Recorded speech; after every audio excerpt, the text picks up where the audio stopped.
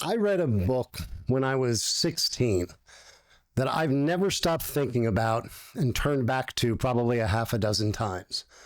The title is Jonathan Livingston Seagull by Richard Bach. A lot of you have probably heard of it, particularly if you know me personally. Some of you have probably read it. It's the story of a seagull who refuses to accept that flying is just a way to get from the flock to the fish and back again. Jonathan believes it can be something much more, something beautiful and extraordinary. And that belief, and him following it, gets him banished from his own flock. What stayed with me about the story wasn't just the flying. It was this. Jonathan's one sorrow when they cast him out wasn't his own isolation. It was that other gulls refused to believe the glory of flight that awaited them. They refused to open their eyes and see. His sorrow was that they chose limitation when they could have chosen the sky. When I first read it, I was 16, living on my own, figuring out how to get by, and I was just focused on surviving. I had every reason at that point in my life to believe that limitation was the only honest option for a kid like me. That book said otherwise. Life has a way of being two things simultaneously: profoundly generous and completely brutal. Sometimes in the same week, sometimes in the very same moment. What I've learned over 50 years of navigating both is that what carries you through isn't luck or talent or even toughness, though toughness definitely helps. It's the principles you've built, the things you return to when everything else is uncertain, the convictions that tell you who you are when everything around you is unclear. Most people have these kind of beliefs. Most people, though, have never named them clearly. They've accumulated them over time from experience, from loss, from people who showed them what character looks like, and people who showed them what its absence costs. People live by them every day without ever stopping to ask, are these actually mine? Are they the right ones? Do they reflect what I actually believe or just what I absorbed from being around people? Today, I want to talk about mine. Not a comprehensive list. The code for living is bigger than one episode. And I'll tell you throughout this show, and I'll get clear towards the end. But the core pillars, the ones that have been tested most, that have cost the most to hold, and that I come back to every time I'm not sure what to do next. Those have some clarity. I'm also going to tell you where each one for me came from, because without the story behind them, principles are just words on paper. And I've never been interested in just words for words' sake. Welcome to Living All In. I'm Berrick Abramson, and this is episode 9. Most people spend their whole life building something and never stop to ask if it's the life they actually wanted. I've built businesses, finished races I had no business starting, survived things that were supposed to stop me. And at some point, in the middle of all of it, I had to stop and look hard at who I was becoming. That's where I figured out what actually matters. I'm Berrick Abramson. I'm not here to give you a framework or a 5-step plan. I'm here to have the kind of conversation that makes you drive past your exit. This is Living All In, and if you're here, you already know there's deeper water to be explored. I want to be very clear about what I mean when I say code and a code for living. I don't mean a list of aspirational ideals.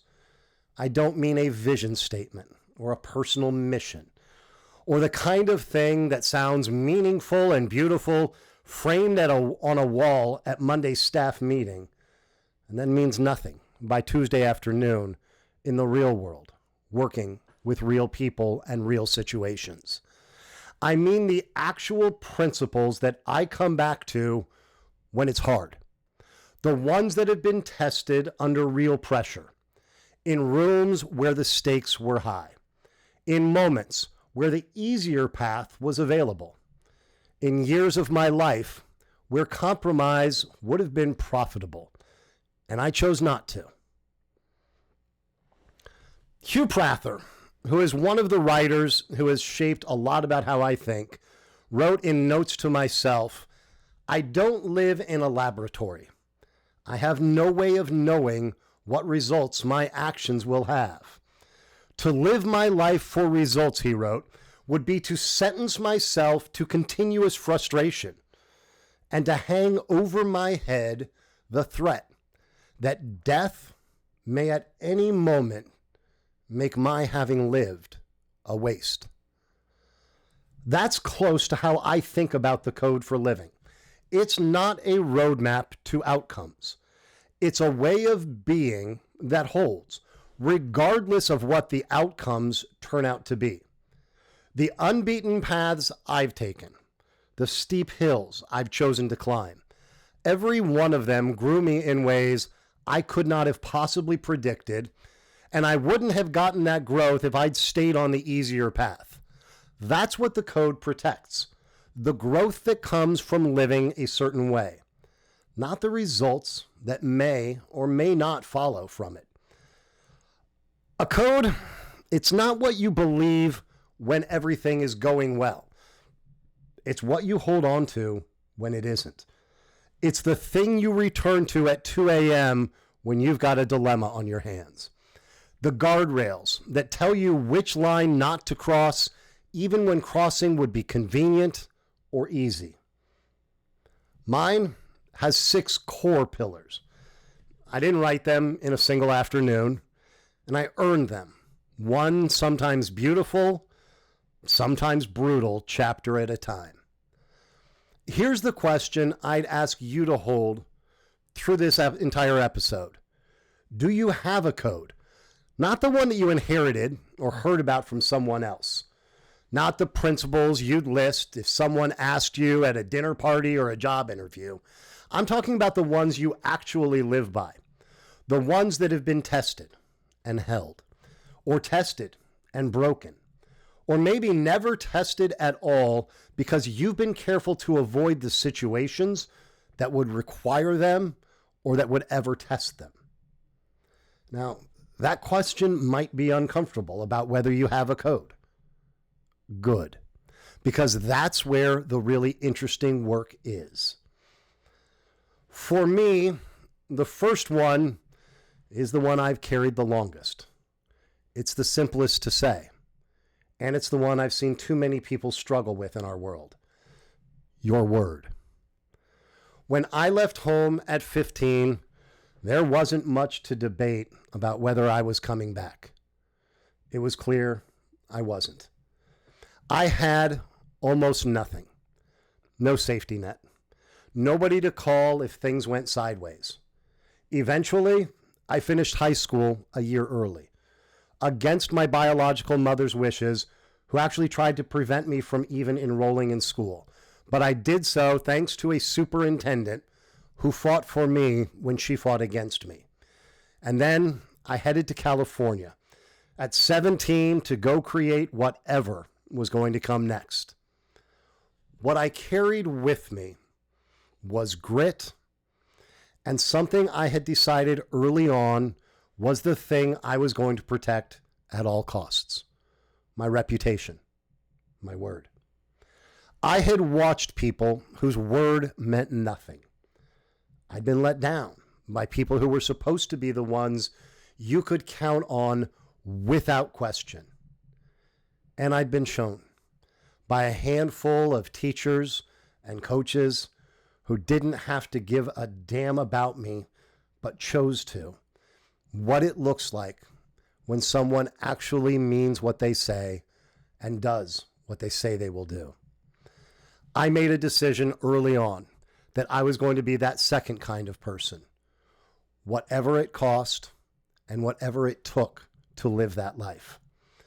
Fast forward 10, 15 years, in a finance world I was in during the dot-com boom, my business partner and I had access to opportunities that could have made us very rich, very fast. If we'd been willing to say certain things about certain companies, if we had pushed certain deals, looked the other way, executives who wanted us to move their stock because they knew we had the ability to do so, people who offered us paydays in the 6 and a couple of times in the 7 figures if we'd play a particular game, we turned them down every time. And I'm not telling you that to claim virtue. I'm telling you because I understood what I was actually being asked to sell. It wasn't a service or a report or an opinion or getting a deal done. It was the only asset I had that compounds without limit. My reputation for meaning what I say, doing what I've committed to do, and doing the right thing, whether or not it was the easy or profitable thing to do. I've watched people make the other choice.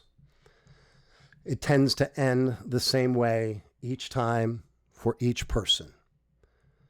In my current work, executive facilitation, negotiations, policy, conflict management, I could corrupt any process.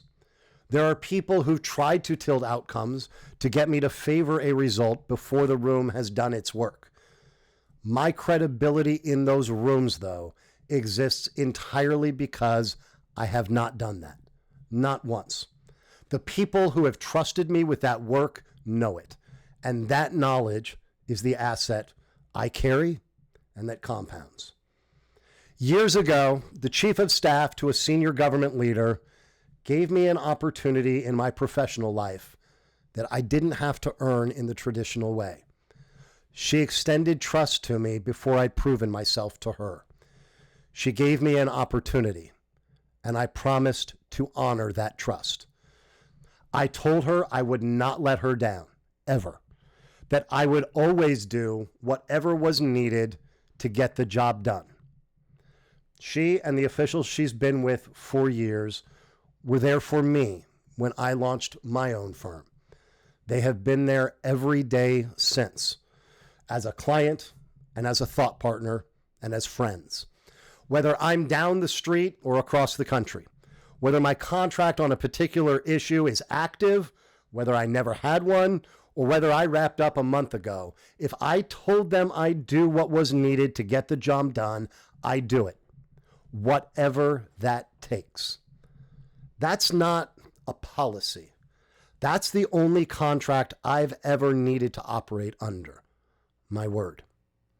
One of my best friends, the best man in my wedding, and one of the best human beings I know, works in a world that isn't always kind to integrity.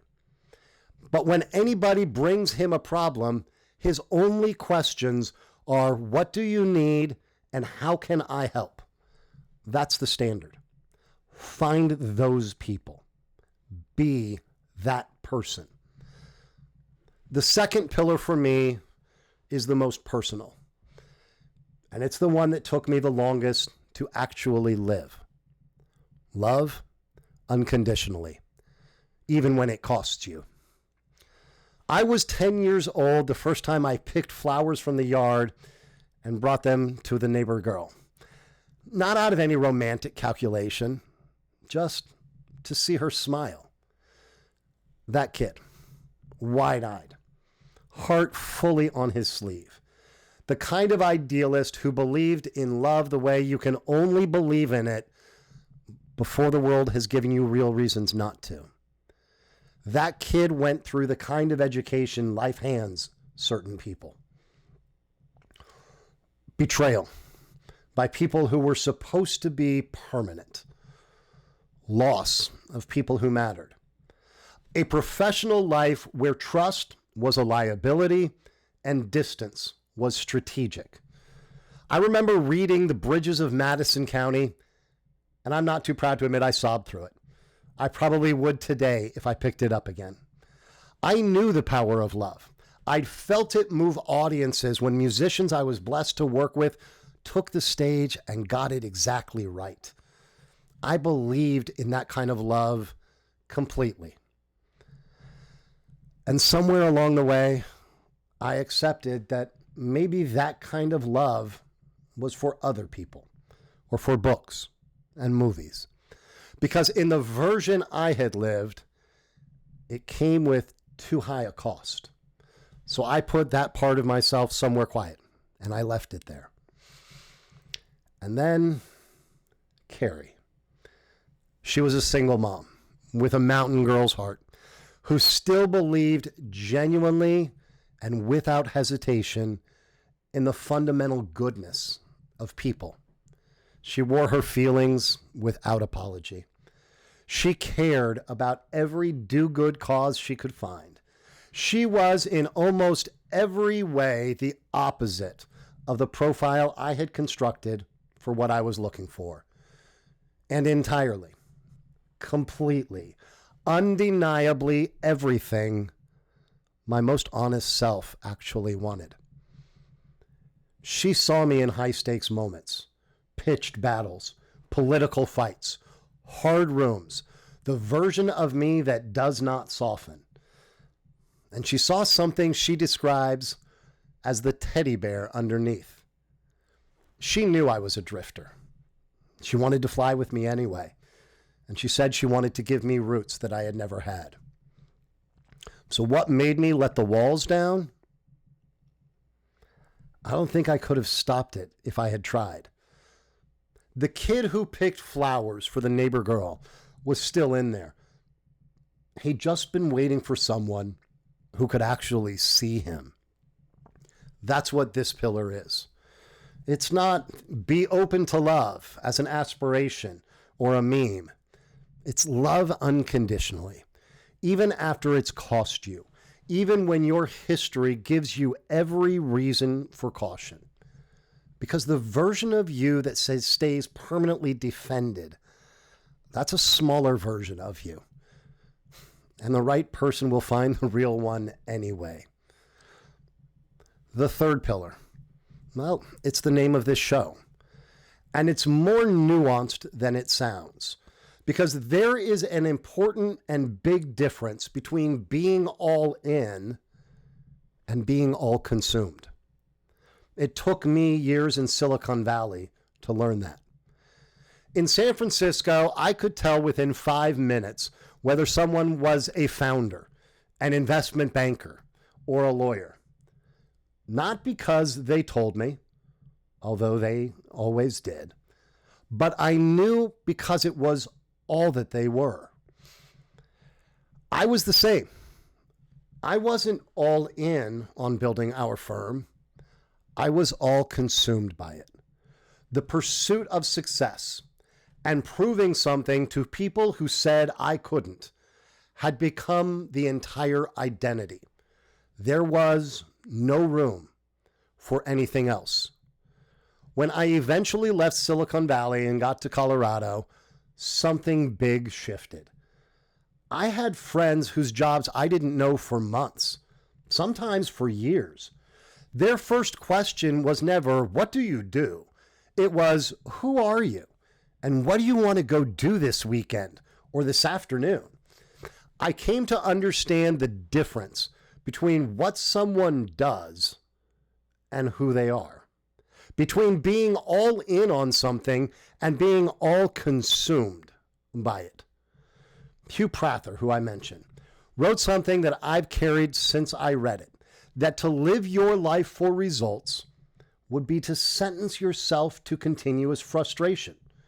And he said to hang over your head, because of that, the threat that death may at any moment make your having lived a waste. Now, I don't think that's a case against being committed or against commitment. It's a case for the right kind. It's the case for me for every unbeaten path I've taken, every long odds I've gone against, not because I knew exactly what it would produce, but because the path itself would grow me in ways the easier road never could. That's the all-in I'm talking about. Fully committed, fully present. Not because of what you'll get at the end, but because of who you become in the doing. All in lets you have both the commitment and the self. All consumed means the commitment ate the self. And a person without a self left doesn't really have much left to offer to the work, to the people around them, to themselves, or to whatever comes next. Full commitment sometimes means removing the path back. But there's a discipline to knowing which paths, which bridges. When I left partisan politics to become a neutral negotiator and facilitator, I burned every boat I could use to go back and do partisan work again. Not the relationships, those I kept, but the identity, the positioning, the option to go back to that lane of work, completely gone, deliberately, and without ambiguity. Because I understood something. You can't be fully trusted as a neutral actor if anyone in the room can reasonably wonder whether you still have a side. The only way to be what I needed to be was to make it impossible for anyone, including me, to see an easy way back to being on a side. There have been other moments, for sure. Leaving California, leaving home at 15. When I left, I left.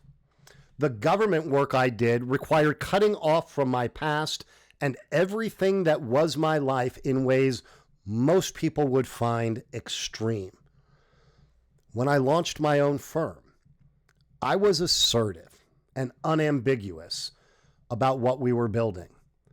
There was no temporary. There was no kind of arrangement. There was no quiet pivot, no 1 foot in, 1 foot out, keeping options open.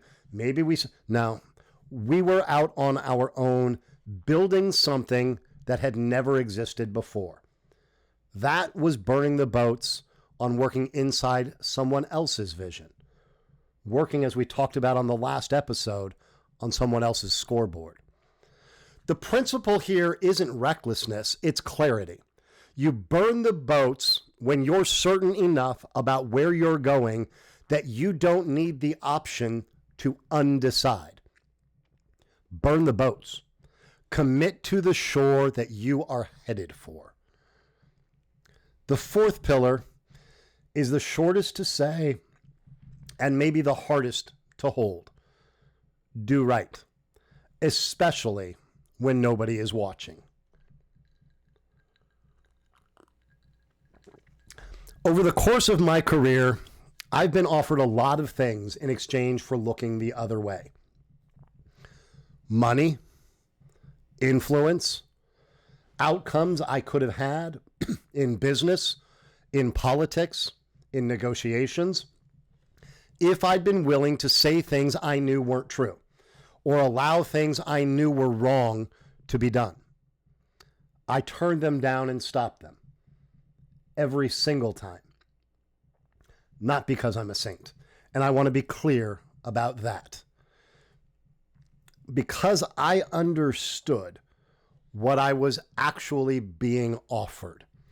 And because I had watched enough people accept those kind of offers to know who and what they become and how that tends to end.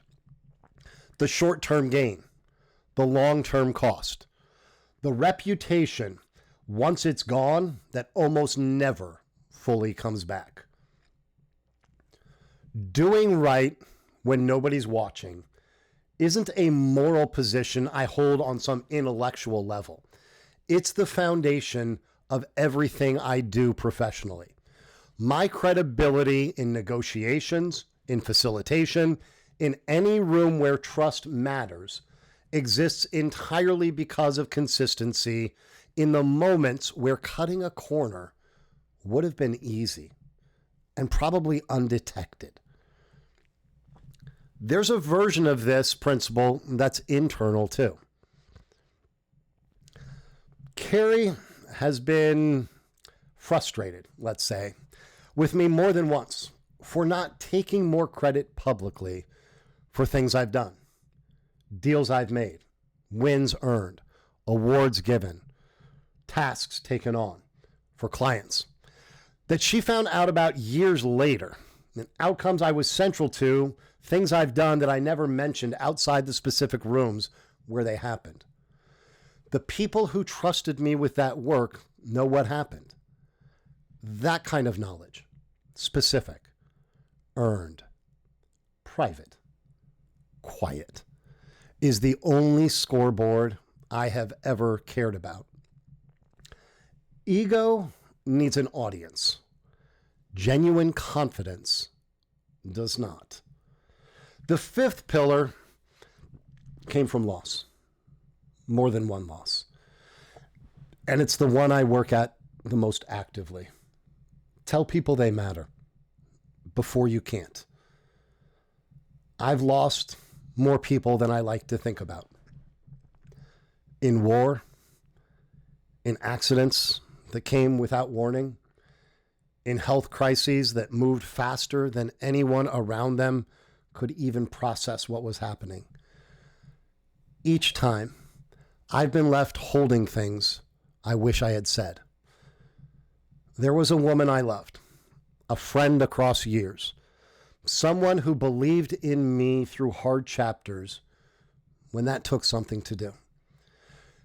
Meg was killed by an IED outside Ramadi on December 6th of 2006. I think she knew what she meant to me, but I will always wish I had said it more directly, more often, while there was still time to say it.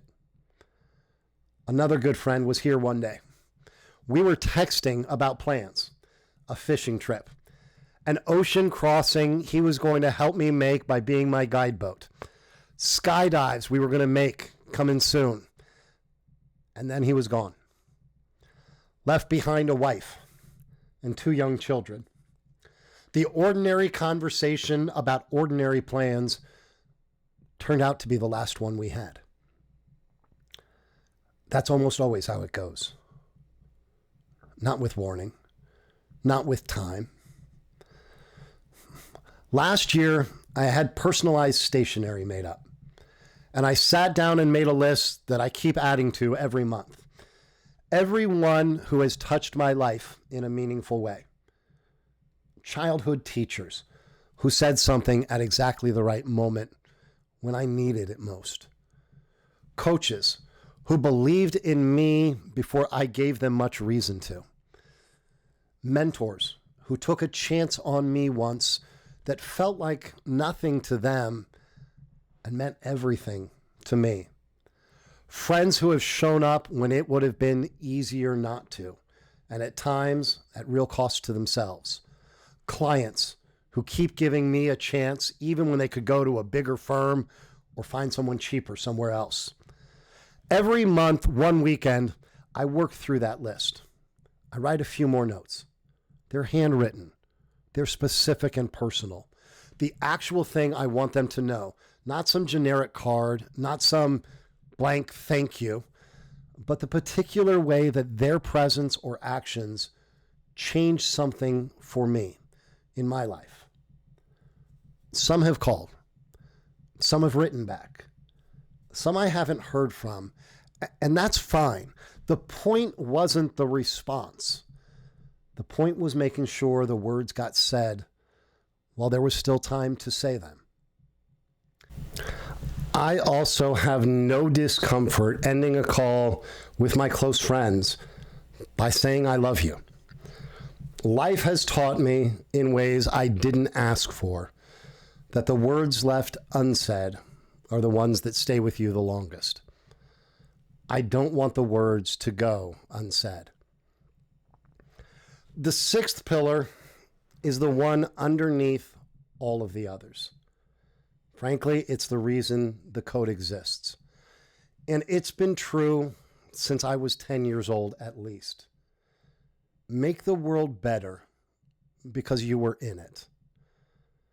I was 10 years old when I brought flowers to that neighbor girl. It wasn't a strategy, wasn't something planned. It was just the instinct that making someone's day a little brighter was a good reason to do something.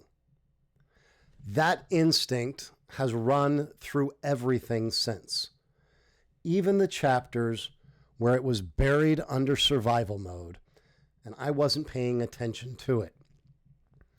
I signed up to serve my country in ways people will never know about because I believed in defending people who couldn't defend themselves, making the world a little bit better. I've spent 20 years in policy rooms working on problems that affect people whose names I will never know. I coach executives because I want them to live a life that actually fulfills them. Not a more productive one, a more alive one. None of those things are the same, but they come from the same place, every one of them. I don't know with certainty what I believe about what comes after this life, but I believe that not wasting the gift means two things: doing something real with the time you have and helping others see that they can too. Not in grand gestures, in the daily, ordinary, specific, small things that actually compound over time. The waitress having a hard day who leaves the table a little lighter because you were kind or left a big tip. The client who came in lost and left with a new direction. The stranger who finds something in something you've said that brings a little light into a week they desperately needed that. The friend who picks up the phone and you answer, and for an hour, something gets easier for them. I want people's lives to be better because our paths crossed. That's not a mission statement. That's just the thing that has been true since I was 10 years old. And it has survived every hard chapter in between. The ones I'm not proud of, the ones I celebrate, the ones I'm most grateful for, and everything in between that. Gratitude is how I get there. Every morning before the day starts, I step outside and I acknowledge this could be the last one. Not as a morbid thought, as a calibration. The thing that sets the register for everything that follows and asks, if this is the day, what do I want to have done with it? And the answer for me has always been the same. Something that mattered for someone. That's the code as I understand it today. 6 pillars, each one earned in a very specific way from a specific experience and at a specific cost. None of them arrived as wisdom. They arrived as consequence. I want to be clear about something. This isn't complete. The code is much bigger than one episode of this show. Discipline, which is how you live all of this on the days when you don't want to, deserves its own full conversation. So does tribe. Who you build this with and why that matters as much as any principle you hold individually. And gratitude, which I touched on today, is something I want to go much deeper on with you because it's not a feeling, it's a practice. And it's the foundation underneath everything that I've described. So those conversations are coming. But here's what I'd leave you with for today. You have a code. You may not have named it that. You may not have examined it particularly closely, but you're living by a set of principles right now. Things you return to, lines you won't cross, convictions you hold even when nobody is watching. The question, and I'd ask you to sit with this one quietly and honestly for a few minutes, is whether those principles are actually yours and developed because of your life, whether they've been tested and held, whether they reflect what you believe about what a life well lived actually looks like, or whether they're just something accumulated, one reasonable decision at a time, without you ever stopping to look much more deeply. That examination, I believe, is some of the most important work you can do. Not because it produces a neat and perfect list, but because the life you build from principles you've chosen and tested is a fundamentally different life than the one you drift into. I know. I've lived both. Until next time, live with purpose, live with intention, and live all in.